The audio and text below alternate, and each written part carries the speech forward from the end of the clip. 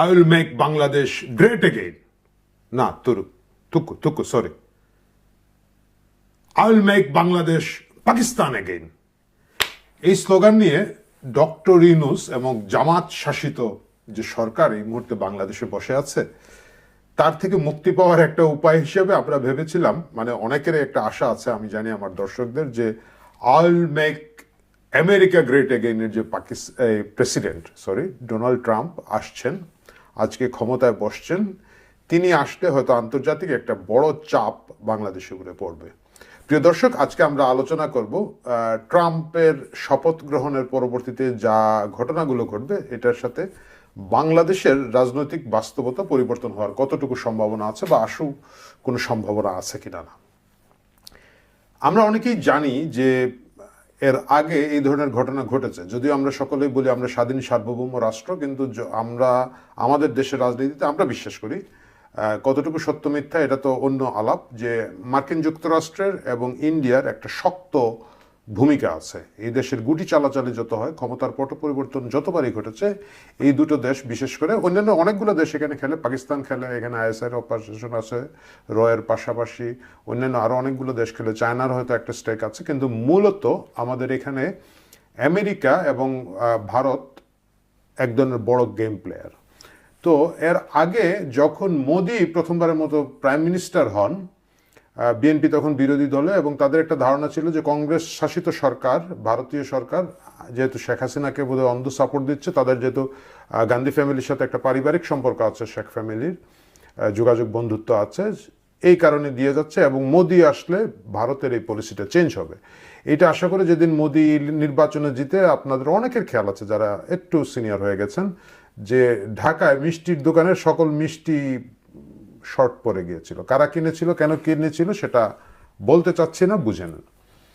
এইবার Donald Trump যখন আসলেন, এর আগেই কিন্তু বাংলাদেশ থেকে আওয়ামী লীগ সরকারের পতন ঘটেছে, এবং ডোনাল্ড ট্রাম্প আসলে জো বাইডেন প্রশাসনের বাইরে গিয়ে একটা কিছু করবেন যেটা আওয়ামী লীগের জন্য অনেক সুখকর হবে, এটা তারা আশা করছিলেন। এটা হচ্ছে স্বাভাবিক আশা, কিন্তু আমাদের অনেক আওয়ামী লীগ সমর্থক বন্ধু বান্ধবরা বিশ্বাস করেছিলেন যে ডোনাল্ড ট্রাম্প আসার সাথে সাথেই বাংলাদেশে আবার আওয়ামী লীগের সরকার প্রতিষ্ঠিত হবে, শেখ হাসিনা আবার প্রধানমন্ত্রীর আসনে বসবেন, এবং তারাই আবার আগের মতো একটা অবস্থায় চলে যেতে পারবেন। এই গোটা বিষয়টা আদৌ কতটুকু সত্য?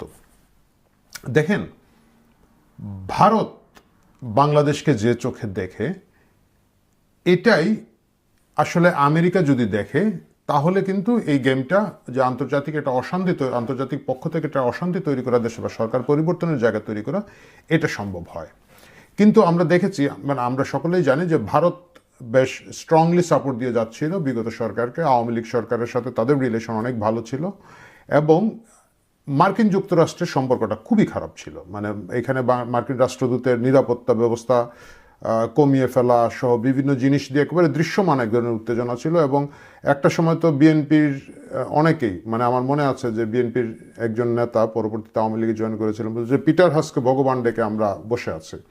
তারাও মার্কিন যুক্তরাষ্ট্রের দিকে তাকিয়েছিলেন। আওয়ামী লীগের একটা বিশ্বাস ছিল যে আমেরিকা খুব বড় আকারে গেম এখানে খেলতে পারবে না, কিন্তু শেষ পর্যন্ত জুলাই আগস্টের ঘটনার যতগুলো পিছনের গল্প আমরা জানি যে এখানে আমেরিকা একটা বড় রোল প্লে করেছে।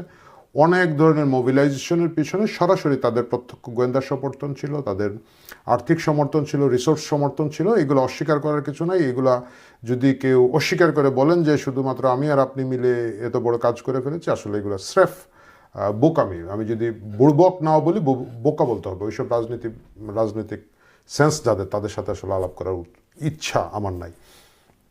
এখন ট্রাম্প প্রশাসন আসলে কি হচ্ছে? ট্রাম্প প্রশাসন আসলে ট্রাম্পের সাথে মোদির একটা ব্যক্তিগত বন্ধুত্বপূর্ণ সম্পর্ক আছে বলে ধারণা করা হয়। একটা সিগনিফিক্যান্ট ঘটনা ঘটেছে নির্বাচনের মাত্র কয়েকদিন আগে। ট্রাম্প একটা এক্স করেছিলেন, টুইট যেটাকে আমরা বলি, টুইট করেছিলেন এক্স, বা মানে আগে যেটাকে টুইটার বলা হতো, এবং সেখানে তিনি স্পেসিফিক বাংলাদেশের বিষয়ে খুব স্ট্রংলি বলেছিলেন। প্রথম লাইনটা এরকম ছিল, I strongly condemn the barbaric violence against Hindus, Christians and other minorities who are getting attacked and looted by mobs in Bangladesh, which remains in a total state of chaos. মানে strongly condemn করছেন, তিনি তীব্র প্রতিবাদ জানাচ্ছেন, নিন্দা জানাচ্ছেন বাংলাদেশের ধর্মীয় সংখ্যালঘুদের উপরে যে নির্যাতন চলছিল তখন ইউনূস সরকারের মব, সরকারের প্রত্যক্ষ মদদে যে ঘটনাগুলো ঘটছিল তার নিন্দা জানিয়েছিলেন। এবং একই টুইট, অনেক লম্বা টুইট, এটা আসলে মূলত ভারতীয় বংশোদ্ভূত তো যে ভোটাররা আছেন তাদের প্রতি তার অ্যাপিল ছিল।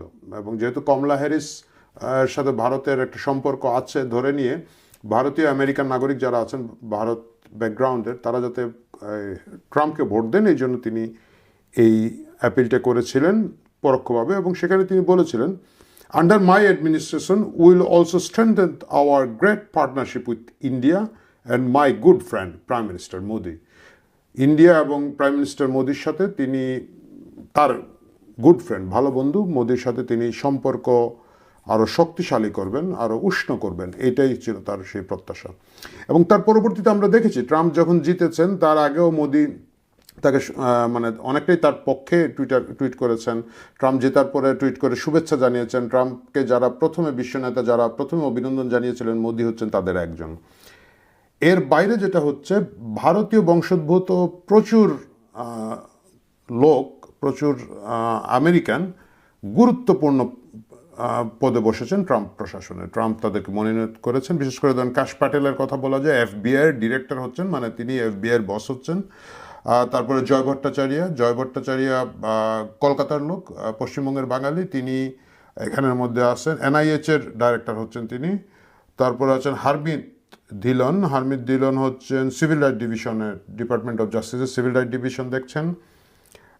তারপরে শ্রীরাম কৃষ্ণ আছেন, বিবেক রামাস্বরী আছেন এবং উষা ভেন্স হচ্ছেন মার্কিন যুক্তরাষ্ট্রের সেকেন্ড লেডি, যেটা ভাইস প্রেসিডেন্টের স্পাউস, তিনি ভারতীয় ফ্যামিলি থেকে আগত। এই সব কিছু মিলিয়ে আশা করা হচ্ছিল যে ভারতের সাথে আমেরিকার যে বন্ধুত্বপূর্ণ সম্পর্ক এতদিন ধরে আছে এটা আরও অনেক বেড়ে যাবে। কিন্তু খুব মজার একটা প্যাচ লাগলো, এই মাত্র প্যাচটা লাগলো, যদিও এটাকে একটা হিকাপ আমরা ধরতে পারি। সেটা হচ্ছে ট্রাম্প আজকে তার যে অভিষেক হচ্ছে সেখানে কিন্তু অন্যবারের মতো না, মানে 248 বছরের ইতিহাসে প্রথমবার মার্কিন যুক্তরাষ্ট্রের কোনো প্রেসিডেন্ট একটা খুব মানে সাধারণ লোকজনকে নিয়ে এবং ইন্টারন্যাশনাল লিডারদেরকে দাওয়াত দিয়ে একটা বড়সড় অভিষেকের আয়োজন করছেন। সেখানে মোদি দাওয়াত পান নাই। অবশ্য আরও অনেক গুরুত্বপূর্ণ নেতারা, আমি যদি একটু নজর বোলাই আমার যে লিস্ট আছে,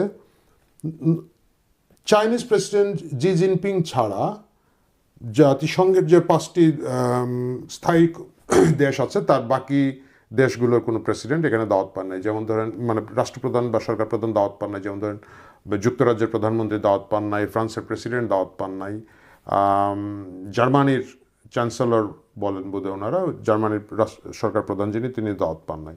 কিন্তু জি জিনপিং পেয়েছেন, যদিও জি জিনপিং আসছেন না, কিন্তু তিনি পেয়েছেন। তারপরে হচ্ছে G7 থেকে হেড অফ স্টেট থেকে পেয়েছেন জর্জা মেলোনি, ইটালির হেড অফ স্টেট। এর বাইরে G20 থেকে অনলি প্রেসিডেন্ট হাভিয়ার মিলাই হচ্ছেন আর্জেন্টিনার প্রেসিডেন্ট, তিনি দাওয়াত পেয়েছেন। তাছাড়া পেয়েছেন ধরুন হাঙ্গেরিয়ান প্রেসিডেন্ট ভিক্টর অরবান, এল সালভাদরের প্রেসিডেন্ট নাইব বুকেলে, উনি পেয়েছেন, এবং ইসরায়েলের প্রাইম মিনিস্টার বেনিয়ামিন নেতানিয়াহু, আমরা বাংলাদেশে অবশ্য বেঞ্জামিন নেতানিয়াহু বলি, যাই হোক বেনিয়ামিন নেতানিয়াহু, তিনি পেয়েছেন। এর বাইরে কিছু আরও আন্তর্জাতিক নেতারা পেয়েছেন, কিছু বিতর্কিত নেতারা পেয়েছেন, যেমন ধরুন ব্রাজিলের সাবেক প্রেসিডেন্ট জাইর বোলসোনারো হচ্ছেন কনভিক্টেড একজন এই মুহূর্তে ক্ষমতার অপব্যবহারের জন্য, তিনি ব্রাজিলে শাস্তি ভোগ করছেন, তাকেও দাওয়াত দিয়েছেন ট্রাম্প। এবং তিনি যদি দেশের বাইরে আসতে চান তাহলে ব্রাজিলের আদালত থেকে তাকে অনুমতি নিতে হবে।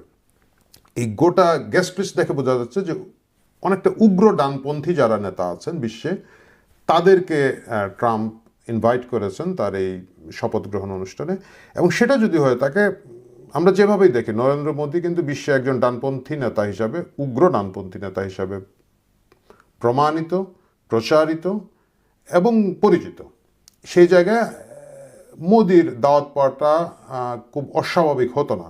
যদিও অনেক ছোট ছোট দেশ পেয়েছে, অনেক বড় দেশ পায় নাই, রাশিয়া পায় নাই, আমি আগেই বলেছি আপনাকে, যুক্তরাজ্য, ইউনাইটেড কিংডম ওরা পায় নাই, ফ্রান্স পায় নাই, জার্মানি পায় নাই, কিন্তু সেই হিসাবে ভারত না পেলেও অস্বাভাবিক নয়। কিন্তু তার সাথে যে পার্সোনাল বন্ধুত্ব, ভারতের সাথে যে যোগাযোগ, ভারতের যে ইম্পর্টেন্স, এই জায়গাটায় এসে সেটা না করে ভারতের যে চিরশত্রু চায়নার প্রেসিডেন্ট জি জিনপিং, তাকে দাওয়াত দেওয়া, এটা হচ্ছে এক জিনিস। দ্বিতীয় হচ্ছে যে জি জিনপিং এর সঙ্গে মোদি দীর্ঘক্ষণ ফোনে কথা বলেছেন, যেটা মিডিয়া এসেছে। মনে হচ্ছে যে চায়নার সাথে বরঞ্চ সম্পর্কটা আর একটু ইমপ্রুভ হচ্ছে, এবং সেটা যদি হয়ে থাকে মোদির অবস্থাটা একটু পিছিয়ে যায়।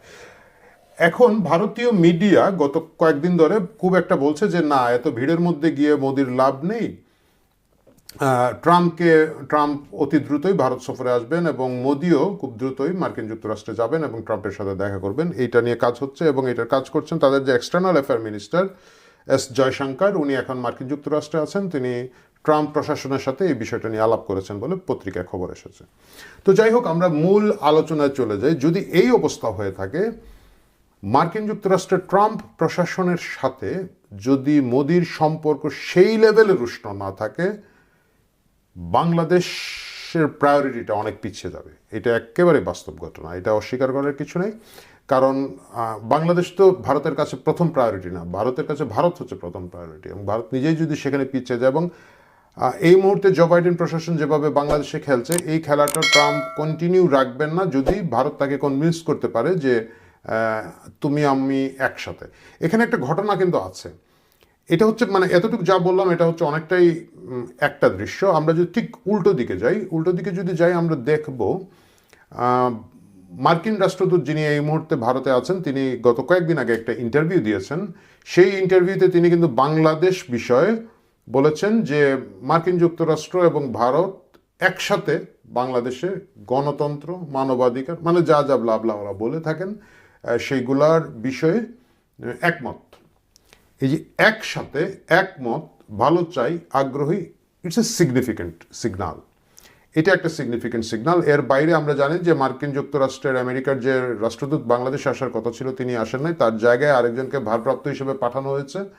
তিনি কাজ করছেন। তিনি আবার খুব সম্ভবত গতকালকে সরকারের একটা উচ্চ পর্যায়ের বৈঠকে বেরিয়ে সাংবাদিকদের সাথে কথা বলে নেয়। আমরা দেখেছি যে ওয়েস্টার্ন কান্ট্রির অ্যাম্বাসেডারগুলো বাংলাদেশে আসলে একদম খুব ভিভিআইপি ট্রিটমেন্ট পায় এবং সাংবাদিকদের সামনে কথা বলতে খুব পছন্দ করে। তিনি কথা বলেন নাই।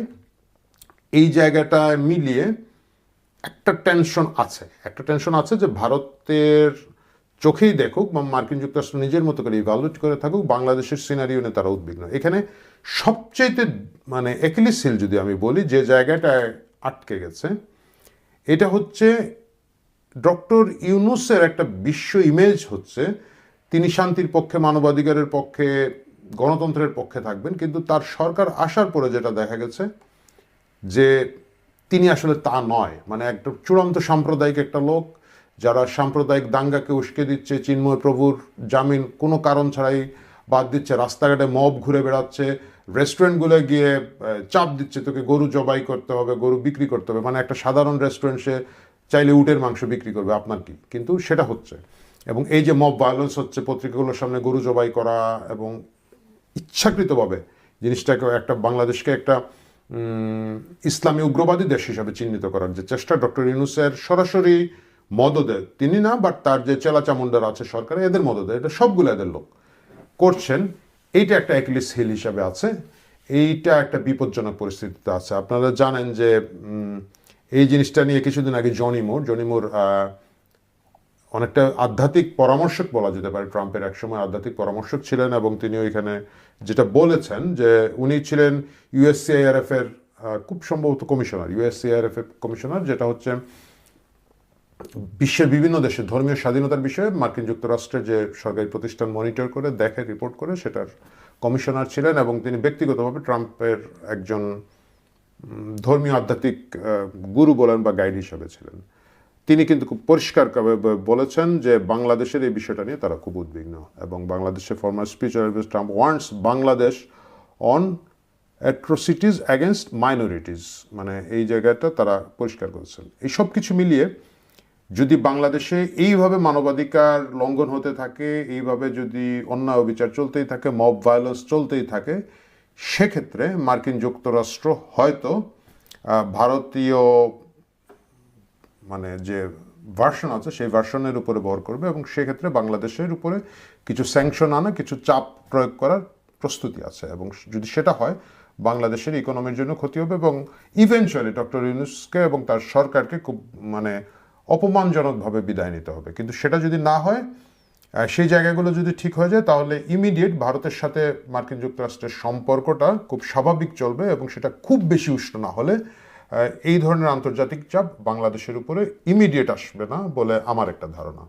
এবং সেটা যদি হয়ে থাকে, আমার যে আওয়ামী লীগ সমর্থক বন্ধুরা ভাবছিলেন যে খুব দ্রুত ট্রাম্প আসার সাথে সাথেই তারা ফিরে আসবেন, শেখ হাসিনা ফিরে এসে প্রধানমন্ত্রী হবেন, সরকারে আসবেন, সেটা ইমিডিয়েট সম্ভব হবে না। সেই অংশটুকু আসলে আওয়ামী লীগকে নিজের মতোই করতে হবে, নিজের মতো করেই তাকে ডিল করতে হবে, তাকে রাজনীতিতে যেতে হবে, তাকে জনগণের সাথে যেতে হবে, তার কৃতকর্মের অতীতের যে কৃতকর্ম, তার যে ব্যাগেজ, এই জিনিসগুলো পরিষ্কার করতে হবে। বাট ট্রাম্প প্রশাসন আসার সাথে সাথে আমার একটা ব্যক্তিগত ধারণা, আওয়ামী লীগকে নির্বাচন করতে দিতে বর্তমান সরকার রাজি হবে বা বাধ্য হবে। আমি রাজি না বলি, তাদের দেওয়ার তো আগ্রহ নাই, বাধ্য হবে। কারণ আওয়ামী লীগকে নির্বাচনের বাইরে রেখে যে নির্বাচন তারা করবে, এটা আরও বেশি উগ্র এবং প্রকটভাবে এদের কুচিন্তা বলেন বা ইল ইন্টেনশন যেটাকে আমরা বলি, সেটা প্রকাশ করে ফেলবে। সুতরাং তারা আওয়ামী লীগকে নির্বাচনে আসার সুযোগ দেবে। সেই নির্বাচন কতটুকু নিরপেক্ষ হবে সেই বিষয়ে অবশ্যই সকলেরই সন্দেহ আছে, আন্তর্জাতিক পর্যবেক্ষকরা আগেই সন্দেহ করেছেন, সেটা আমরাও ধরে নিচ্ছি। বাট নির্বাচনে আসার সুযোগ দিবে। এখন আওয়ামী লীগকে ডিল করতে হবে যে তারা কিভাবে এই নির্বাচনে আসবেন। তাদের যে ব্যাগেজ আমি বলেছি, তাদের বিরুদ্ধে দুর্নীতির যে অভিযোগ, তাদের বিরুদ্ধে গণহত্যার যে অভিযোগ, তাদের বিরুদ্ধে গুম খুনের যে অভিযোগ এবং আরও অনেকগুলো অভিযোগ আছে। আর পাশাপাশি তাদের উন্নয়নের একটা বিরাট বয়ান আছে, তারা পদ্মা সেতু করেছে, তারা মেট্রো রেল করেছে, তারা আরও বিশাল বিশাল উন্নয়ন যেহেতু দীর্ঘদিন ধরে তারা করেছে। এই দুইটার ওয়েট তারা কীভাবে করবে। সামাজিক সুরক্ষায় আওয়ামী লীগ অনেকগুলো কাজ করেছে, সাধারণ গরিব মানুষের অনেক উপকার হয়েছে এবং ওইখানে কিন্তু অনেক সাপোর্ট আছে তাদের। সেই সাপোর্ট বেসটা নিয়ে আওয়ামী লীগ কীভাবে আসবে সেটা দেখতে হবে। কিন্তু যদি আওয়ামী লীগ বা যে কেউ ভেবে থাকেন যে আন্তর্জাতিক কোনো পট পরিবর্তনের কারণে রাতারাতি এই দেশে রাজনৈতিক পট পরিবর্তন হবে, আমি মনে করি তারা ভুল ভাবছেন। প্রিয় দর্শক, আপনারা কি মনে করেন ট্রাম্প আসায় ইমিডিয়েট বাংলাদেশের রাজনৈতিক পরিস্থিতির কোনো পরিবর্তন হবে কিনা, হলে কি হতে পারে? যদি মন্তব্যের ঘরে জানান, আমরা সেখানে বাকিটুকু আলাপ করে নিব। ভালো থাকবেন, সুস্থ থাকবেন। Will make Bangladesh great again.